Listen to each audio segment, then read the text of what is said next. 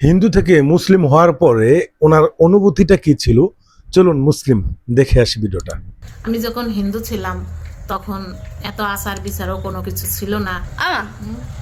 তুমি মুসলিম হওয়ার পরে তোমার জীবনটা তোমার কাছে এখন কেমন লাগে আমাদের একটু বলো তো। আমার কাছে খুব ভালো লাগে। তুমি আগের থেকে তুমি ভালো আছো না খারাপ আছো? আগের চেয়ে আমি অনেক ভালো আছি, কারণ মুসলিম ধর্মের ভিতরে অনেক আচার বিচার আছে।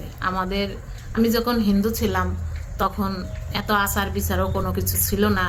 আর যখন যেভাবে মনে চাতো সেইভাবে সেইটা করতে পারতাম, সেইটা করতাম, কারণ আমাকে বাধা দেওয়ার কেউ ছিল না।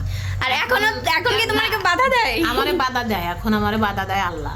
আল্লাহ হ্যাঁ, কিভাবে কেউ বাধা দেয়? না দিলেও আল্লাহ দেয়। কিভাবে বাধা দেয়? দেখা যাচ্ছে এক হাঁটতে গেলাম, আমি হয়তো নিজে অনেক কিছুই জানি না, অনেক কিছু বললে ভুল হবে, আমি কিছুই জানি না। আমার একটা মোবাইল আছে, আমি ওই মোবাইল থেকে সবকিছু শিখি। হ্যাঁ, আমি শেখার চেষ্টা করি, সবকিছু যেটাই বলে সেটাই শোনারও চেষ্টা করি। তা এই যে আমাদের মাথার চুলগুলো দেখান যাবে না, একটা পুরুষের দিকে একবার তাকালে আর একবার তাকালে সেটাও গুনাহ হবে, অনেক কিছু আছে এরকম। আমি এই জন্যই বলি যে আমি আবার অনেক অনেক অনেক আপুরা আমারে কমেন্ট করছে যে আপু আপনার মাকে আগের মতো ভিডিওতে দেখান না, কারণ আমি আমার মাকে আস্তে আস্তে এই ভিডিওর জগৎ থেকে আড়াল করে দেবো ইনশাআল্লাহ। সবাই দোয়া করবেন আমাদের জন্য।